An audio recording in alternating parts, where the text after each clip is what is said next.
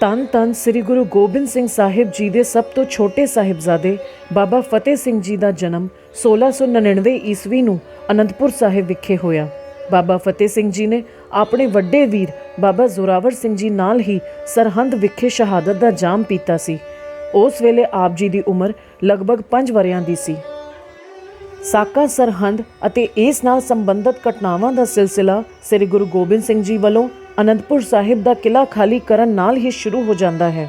ਦਸੰਬਰ 1704 ਈਸਵੀ ਵਿੱਚ ਜਦੋਂ ਪਹਾੜੀ ਰਾਜਿਆਂ ਅਤੇ ਮੁਗਲ ਫੌਜਾਂ ਨੇ ਅਨੰਦਪੁਰ ਸਾਹਿਬ ਦੇ ਕਿਲੇ ਨੂੰ ਘੇਰਾ ਪਾਇਆ ਤੇ ਗੁਰੂ ਜੀ ਨੇ ਲਗਭਗ 7-8 ਮਹੀਨੇ ਦੀ ਘੇਰਾਬੰਦੀ ਤੋਂ ਬਾਅਦ ਆਪਣੇ ਸਿੰਘਾਂ ਅਤੇ ਪਰਿਵਾਰ ਸਮੇਤ ਕਿਲਾ ਖਾਲੀ ਕਰਨ ਦਾ ਫੈਸਲਾ ਕੀਤਾ। ਹਾਲੇ ਗੁਰੂ ਜੀ ਪਰਿਵਾਰ ਅਤੇ ਸਿੰਘਾਂ ਸਮੇਤ ਥੋੜੀ ਹੀ ਦੂਰ ਗਏ ਸਨ ਕਿ ਮੁਗਲ ਸੈਨਾ ਅਤੇ ਹਿੰਦੂ ਪਹਾੜੀ ਰਾਜਿਆਂ ਨੇ ਆਪਣੀਆਂ ਸਾਰੀਆਂ ਕਸਮਾਂ ਤੋੜ ਕੇ ਉਹਨਾਂ ਉੱਤੇ ਪਿੱਛੋਂ ਹਮਲਾ ਕਰ ਦਿੱਤਾ। ਸਿੰਘਾਂ ਨੇ ਬੜੀ ਬਹਾਦਰੀ ਨਾਲ ਮੁਗਲ ਸੈਨਾ ਦਾ ਟਾਕਰਾ ਕੀਤਾ, ਪਰ ਅੱਗੇ ਸਰਸਾ ਨਦੀ ਠਾਠਾਂ ਮਾਰ ਰਹੀ ਸੀ। ਸਰਸਾ ਨਦੀ ਨੂੰ ਪਾਰ ਕਰਦੇ ਸਮੇਂ ਗੁਰੂ ਜੀ ਦਾ ਸਾਰਾ ਪਰਿਵਾਰ ਵਿਛੜ ਗਿਆ। ਕਈ ਸਿੰਘ ਜੰਗ ਕਰਦੇ ਹੋਏ ਸ਼ਹੀਦ ਹੋ ਗਏ ਤੇ ਕਈ ਸਿੰਘ ਸਰਸਾ ਨਦੀ ਦੀ ਭੇਟ ਚੜ ਗਏ। ਗੁਰੂ ਗੋਬਿੰਦ ਸਿੰਘ ਪਾਤਸ਼ਾਹ ਜੀ ਤੇ ਉਹਨਾਂ ਦੇ ਦੋਨੋਂ ਵੱਡੇ ਸਾਹਿਬਜ਼ਾਦੇ ਬਾਬਾ ਅਜੀਤ ਸਿੰਘ ਜੀ ਅਤੇ ਬਾਬਾ ਜੁਝਾਰ ਸਿੰਘ ਜੀ 40 ਸਿੰਘਾਂ ਸਮੇਤ ਰੋਪੜ ਤੋਂ ਹੁੰਦੇ ਹੋਏ ਚਮਕੌਰ ਸਾਹਿਬ ਪੁੱਜੇ ਅਤੇ ਛੋਟੇ ਸਾਹਿਬਜ਼ਾਦੇ ਬਾਬਾ ਜ਼ੋਰਾਵਰ ਸਿੰਘ ਜੀ ਅਤੇ ਬਾਬਾ ਫਤਿਹ ਸਿੰਘ ਜੀ ਆਪਣੀ ਦਾਦੀ ਮਾਤਾ ਗੁਜਰੀ ਜੀ ਨਾਲ ਗੁਰੂ ਘਰ ਦੇ ਰਸੋਈਏ ਗੰਗੂ ਦੇ ਪਿੰਡ ਖੇੜੀ ਪੁੱਜੇ। ਗੰਗੂ ਆਖਰ ਇੱਕ ਨੌਕਰ ਸੀ, ਉਹ ਗੁਰੂ ਜੀ ਦਾ ਸਿੱਖ ਨਹੀਂ ਸੀ। ਉਸ ਨੇ ਗੁਰੂ ਗੋਬਿੰਦ ਸਿੰਘ ਪਾਤਸ਼ਾਹ ਜੀ ਨਾਲ ਬੇਵਫਾਈ ਕਰਦੇ ਹੋਏ ਪਹਿਲਾਂ ਤਾਂ ਗੁਰੂ ਮਾਤਾ ਗੁਜਰੀ ਜੀ ਕੋਲ ਮੌਜੂਦ ਕੁਝ ਨਗਦੀ ਤੇ ਸੋਨਾ ਆਪ ਚੁਰਾ ਕੇ ਸਵੇਰੇ ਘਰ ਵਿੱਚ ਚੋਰੀ ਹੋਣ ਦਾ ਡਰਾਮਾ ਰਚਿਆ। ਮਾਤਾ ਜੀ ਗੰਗੂ ਦੀ ਬਦਨੀਅਤ ਨੂੰ ਭਾਂਪ ਚੁੱਕੇ ਸਨ। ਗੰਗੂ ਨੇ ਭੜਕ ਕੇ ਕਿਹਾ ਕਿ ਉਹ ਮਾਤਾ ਜੀ ਤੇ ਦੋਵਾਂ ਸਾਹਿਬਜ਼ਾਦਿਆਂ ਦੇ ਇੱਥੇ ਹੋਣ ਦੀ ਖਬਰ ਸੂਬਾ ਸਰਹੰਦ ਵਜ਼ੀਰ ਖਾਨ ਨੂੰ ਦੇ ਦੇਵੇਗਾ। ਮਾਤਾ ਗੁਜਰੀ ਜੀ ਨੇ ਬੜੇ ਪਿਆਰ ਨਾਲ ਗੰਗੂ ਨੂੰ ਇੰਜ ਨਾ ਕਰਨ ਲਈ ਸਮਝਾਇਆ। ਉਸ ਨੂੰ ਪਿਛਲੀਆਂ ਕਰਨੀਆਂ ਯਾਦ ਕਰਵਾਈਆਂ, ਛੋਟੇ ਮਾਸੂਮ ਬੱਚਿਆਂ ਬਾਰੇ ਸੋਚਣ ਲਈ ਕਿਹਾ, ਪਰ ਗੰਗੂ ਦੇ ਪੱਥਰ ਦਿਲ ਤੇ ਕੋਈ ਅਸਰ ਨਾ ਹੋਇਆ। ਉਸ ਨੇ ਮੁਰਿੰਡੇ ਦੇ ਕੋਤਵਾਲ ਜਾਨੀ ਖਾਨ ਤੇ ਮਾਨੀ ਖਾਨ ਕੋਲ ਜਾ ਕੇ ਮਾਤਾ ਜੀ ਤੇ ਛੋਟੇ ਸਾਹਿਬਜ਼ਾਦਿਆਂ ਬਾਰੇ ਖਬਰ ਦੇ ਦਿੱਤੀ। ਕੋਤਵਾਲ ਨੇ ਮਾਤਾ ਜੀ ਤੇ ਬੱਚਿਆਂ ਨੂੰ ਬੰਦੀ ਬਣਾ ਕੇ ਮੁਰਿੰਡੇ ਦੀ ਜੇਲ੍ਹ ਵਿੱਚ ਬੰਦ ਕਰ ਦਿੱਤਾ। ਮੁਰਿੰਡੇ ਦੀ ਉਹ ਜੇਲ੍ਹ ਅਜੇ ਵੀ ਮੌਜੂਦ ਹੈ ਜਿੱਥੇ ਗੁਰੂ ਪਰਿਵਾਰ ਨੂੰ ਰੱਖਿਆ ਗਿਆ ਸੀ। ਕੋਤਵਾਲ ਨੇ ਮਾਤਾ ਜੀ ਅਤੇ ਦੋਵੇਂ ਸਾਹਿਬਜ਼ਾਦਿਆਂ ਬਾਰੇ ਵਜ਼ੀਰ ਖਾਨ ਨੂੰ ਇਤਲਾਹ ਦੇ ਦਿੱਤੀ, ਜਿਸ ਤੋਂ ਬਾਅਦ ਉਸ ਦੇ ਹੁਕਮ ਤੇ ਕਲਗੀਧਰ ਪਿਤਾ ਜੀ ਦੀ ਮਾਤਾ ਜੀ ਤੇ ਉਹਨਾਂ ਦੇ ਲਾਡਲਿਆਂ ਨੂੰ ਸਰਹੰਦ ਕਿਲੇ ਦੇ ਠੰਡੇ ਬੁਰਜ ਵਿੱਚ ਕੈਦ ਕਰ ਦਿੱਤਾ ਗਿਆ। ਸਰਹੰਦ ਵਿਖੇ ਇਹ ਵੀ ਐਲਾਨ ਕਰਵਾ ਦਿੱਤਾ ਗਿਆ ਕਿ ਜੋ ਵੀ ਗੁਰੂ ਪਰਿਵਾਰ ਦੀ ਮਦਦ ਕਰੇਗਾ ਉਸ ਨੂੰ ਸਜ਼ਾਏ ਮੌਤ ਦਿੱਤੀ ਜਾਵੇਗੀ। ਸਰਹੰਦ ਵਿਖੇ ਹੀ ਭਾਈ ਮੋਤੀ ਰਾਮ ਮਹਿਰਾ ਜੀ ਆਪਣੀ ਧਰਮ ਪਤਨੀ ਬਿਰਧ ਮਾਤਾ ਜੀ ਤੇ ਛੋਟੇ ਬੱਚੇ ਨਾਲ ਰਹਿੰਦੇ ਸਨ, ਜੋ ਵਜ਼ੀਰ ਖਾਨ ਦੀ ਨੌਕਰੀ ਕਰਦੇ ਸਨ। ਜੇਲ੍ਹ ਦੇ ਹਿੰਦੂ ਕੈਦੀਆਂ ਨੂੰ ਰੋਟੀ ਖਵਾਉਣ ਦੀ ਜ਼ਿੰਮੇਵਾਰੀ ਉਹਨਾਂ ਦੀ ਹੀ ਸੀ। ਭਾਈ ਮੋਤੀ ਰਾਮ ਮਹਿਰਾ ਜੀ ਗੁਰੂ ਘਰ ਪ੍ਰਤੀ ਅਥਾਹ ਸ਼ਰਧਾ ਤੇ ਪ੍ਰੇਮ ਦੀ ਭਾਵਨਾ ਰੱਖਦੇ ਸਨ ਤੇ ਆਪ ਨੇ ਨਵਾਬ ਵਜ਼ੀਰ ਖਾਨ ਦੇ ਹੁਕਮ ਦੀ ਪਰਵਾਹ ਨਾ ਕਰਦੇ ਹੋਏ ਜਿੰਨੇ ਦਿਨ ਮਾਤਾ ਜੀ ਤੇ ਸਾਹਿਬਜ਼ਾਦੇ ਠੰਡੇ ਬੁਰਜ ਵਿੱਚ ਕੈਦ ਰਹੇ, ਉਨੇ ਦਿਨ ਤੱਕ ਉਹਨਾਂ ਲਈ ਮੋਤੀ ਰਾਮ ਮਹਿਰਾ ਜੀ ਰੋਟੀ ਦੇ ਨਾਲ ਦੁੱਧ ਦੀ ਸੇਵਾ ਕਰਦੇ ਰਹੇ, ਜਿਸ ਦੇ ਸਿੱਟੇ ਵਜੋਂ ਸਾਹਿਬਜ਼ਾਦਿਆਂ ਦੀ ਸ਼ਹੀਦੀ ਮਗਰੋਂ ਮੋਤੀ ਰਾਮ ਮਹਿਰਾ ਜੀ ਨੂੰ ਉਹਨਾਂ ਦੇ ਪਰਿਵਾਰ ਸਮੇਤ ਵਜ਼ੀਰ ਖਾਨ ਨੇ ਕੋਹਲੂ ਵਿੱਚ ਪੀ ਕੇ ਸ਼ਹੀਦ ਕਰ ਦਿੱਤਾ ਸੀ।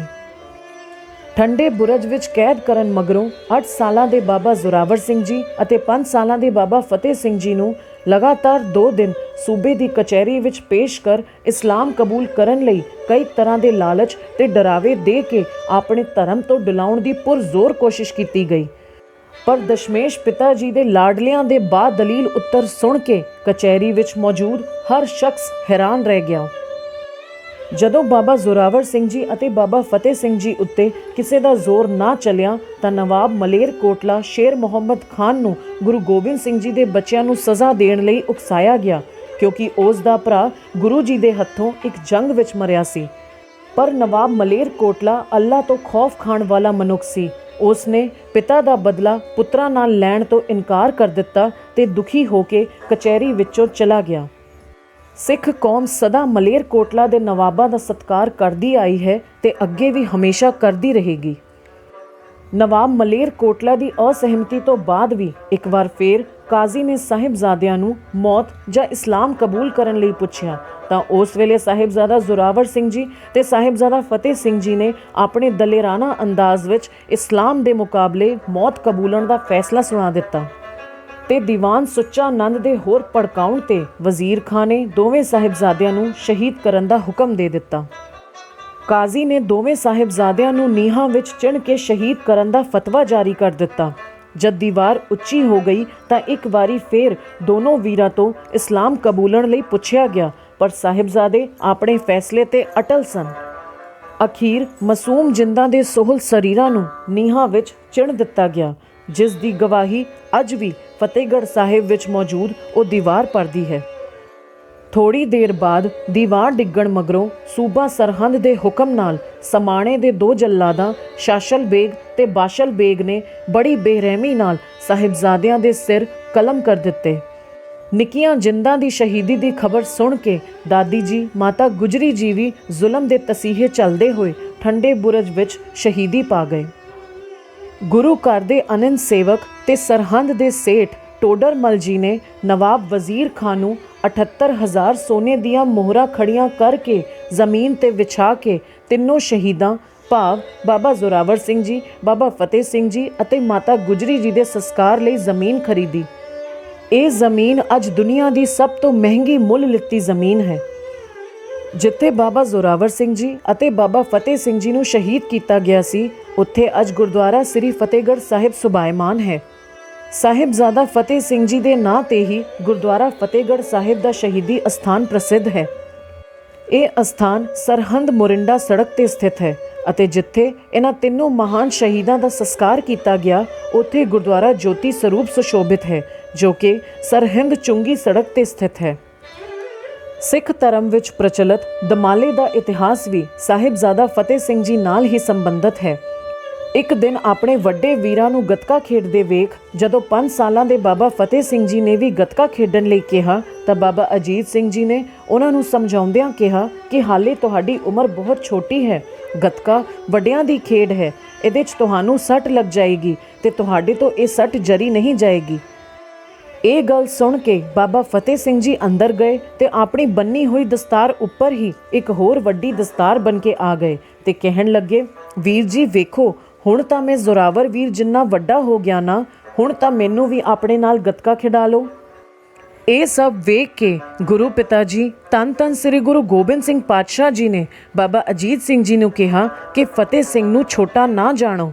ਇਹਨਾਂ ਨੇ ਇੱਕ ਦਿਨ ਵੱਡਿਆਂ ਵਾਲੀ ਹੀ ਖੇਡ ਖੇਡਣੀ ਹੈ ਤੇ ਇਹਨਾਂ ਨੇ ਜੋ ਸੱਟਾਂ ਆਪਣੇ ਕੋਮਲ ਸਰੀਰ ਉੱਪਰ ਜਰਨੀਆਂ ਹਨ, ਉਹ ਦੁਨੀਆ ਦਾ ਕੋਈ ਬੰਦਾ ਨਹੀਂ ਜਰ ਸਕਦਾ। ਗੁਰੂ ਪਿਤਾ ਜੀ ਨੇ ਬਾਬਾ ਫਤਿਹ ਸਿੰਘ ਜੀ ਨੂੰ ਆਪਣੇ ਪਾਸ ਬੁਲਾ ਕੇ ਕਿਹਾ ਕਿ ਫਤਿਹ ਸਿੰਘ, ਤੁਹਾਡਾ ਇਹ ਦਮਾਲੇ ਵਾਲਾ ਰੂਪ ਅਕਾਲ ਪੁਰਖ ਪਰਮਾਤਮਾ ਦਾ ਰੂਪ ਹੈ। ਤੁਹਾਡੇ ਨਾਂ ਤੇ ਅਤੇ ਤੁਹਾਡੇ ਇਸ ਰੂਪ ਤੇ ਨਿਹੰਗ ਸਿੰਘ ਪੰਥ ਚੱਲੇਗਾ। ਉਸ ਅਕਾਲ ਪੁਰਖ ਵਾਹਿਗੁਰੂ ਦਾ ਅਕਾਲੀ ਪੰਥ ਚੱਲੇਗਾ। ਉਸ ਦਿਨ ਤੋਂ ਬਾਅਦ ਕਈ ਸਿੰਘਾਂ ਨੇ ਆਪਣੀ ਸੀਸ ਤੇ ਦਮਾਲੇ ਸਜਾਉਣੇ ਸ਼ੁਰੂ ਕਰ ਦਿੱਤੇ ਤੇ ਅੱਜ ਖਾਸ ਕਰਕੇ ਨਿਹੰਗ ਸਿੰਘ ਆਪਣੀ ਸੀਸ ਤੇ ਸ਼ਸਤਰਾਂ ਨਾਲ ਸਜੇ ਦਮਾਲੇ ਜ਼ਰੂਰ ਸਜਾਉਂਦੇ ਹਨ। ਬਾਬਾ ਫਤਿਹ ਸਿੰਘ ਜੀ ਦੁਆਰਾ ਗੁਰੂ ਪਿਤਾ ਜੀ ਦੀ ਅਸੀਸ ਸਦਕਾ ਜਿੱਥੇ ਇਹ ਇਤਿਹਾਸਿਕ ਘਟਨਾ ਵਾਪਰੀ, ਉੱਥੇ ਅੱਜ ਗੁਰਦੁਆਰਾ ਦਮਾਲਗੜ੍ਹ ਸਾਹਿਬ ਸੁਭਾਇਮਾਨ ਹੈ। ਇਹਨਾਂ ਨਿੱਕੀਆਂ ਜਿੰਦਾਂ ਦੀ ਕੁਰਬਾਨੀ ਨੇ ਅਣਗਿਣਤ ਦਿਲਾਂ ਨੂੰ ਟੁੰਬਿਆ ਹੈ। ਇਹ ਜਿੰਦਾਂ ਭਾਵੇਂ ਅਨਪੋਲ ਨਿੱਕੀਆਂ ਸਨ, ਪਰ ਇਹਨਾਂ ਦੀ ਕਰਨੀਆਂ ਮਹਾਨ ਸਨ। ਇਹਨਾਂ ਦੇ ਪਿਤਾ ਜੀ ਖਾਲਸਾ ਪੰਥ ਦੇ ਸਿਰਜਣਹਾਰੇ ਧੰਨ ਧੰਨ ਸ੍ਰੀ ਗੁਰੂ ਗੋਬਿੰਦ ਸਿੰਘ ਪਾਤਸ਼ਾਹ ਜੀ ਅਨੇਕ ਪੱਖੀ ਵਡਿਆਈਆਂ ਦੇ ਮਾਲਕ ਸਨ। ਦੂਜੇ ਪਾਸੇ ਇਹਨਾਂ ਬੱਚਿਆਂ ਦੇ ਦਾਦਾ ਜੀ ਹਿੰਦ ਦੀ ਚਾਦਰ ਸ੍ਰੀ ਗੁਰੂ ਤੇਗ ਬਹਾਦਰ ਸਾਹਿਬ ਜੀ ਪ੍ਰਭੂ ਭਗਤੀ, ਤਿਆਗ, ਵੈਰਾਗ ਤੇ ਦੂਜੇ ਧਰਮ ਦੀ ਖਾਤਰ ਬਲਿਦਾਨ ਹੋਣ ਦੀ ਪ੍ਰਤੱਖ ਮੂਰਤ ਸਨ। ਇਹਨਾਂ ਦੇ ਪੜਦਾਦਾ ਜੀ ਵੱਡ ਜੋਧਾ ਬਹੁ ਪਰ ਉਪਕਾਰੀ ਗੁਰੂ ਜੀ ਸ੍ਰੀ ਗੁਰੂ ਹਰਗੋਬਿੰਦ ਪਾਤਸ਼ਾਹ ਜੀ ਤੇਗ ਅਤੇ ਸੂਰਬੀਰਤਾ ਦੇ ਧਨੀ ਸਨ ਅਤੇ ਇਹਨਾਂ ਦੇ ਲੱਕੜ ਦਾਦਾ ਜੀ ਸ਼ਹੀਦਾਂ ਦੇ ਸਰਤਾਜ ਸ੍ਰੀ ਗੁਰੂ ਅਰਜਨ ਦੇਵ ਪਾਤਸ਼ਾਹ ਜੀ ਇੱਕ ਮਹਾਨ ਬਾਣੀਕਾਰ ਤੇ ਕੁਰਬਾਨੀ ਦੇ ਪੁੰਜ ਸਨ। ਜਿਵੇਂ ਸਾਹਿਬਜ਼ਾਦਿਆਂ ਦੇ ਵਡੇਰਿਆਂ ਨੇ ਆਪਣੇ ਬਲਿਦਾਨ ਰਾਹੀਂ ਮਨੁੱਖਤਾ ਦੀ ਰੱਖਿਆ ਕੀਤੀ, ਉਵੇਂ ਹੀ ਇਹਨਾਂ ਨਿੱਕੀਆਂ ਜਿੰਦਾਂ ਨੇ ਵੀ ਧਰਮ ਲਈ ਆਪਣਾ ਜੀਵਨ ਕੁਰਬਾਨ ਕਰਕੇ ਧਾਰਮਿਕ ਸੁਤੰਤਰਤਾ ਤੇ ਮਨੁੱਖੀ ਸਵੈ ਮਾਣ ਨੂੰ ਸ਼ਕਤੀ ਪ੍ਰਦਾਨ ਕੀਤੀ ਹੈ।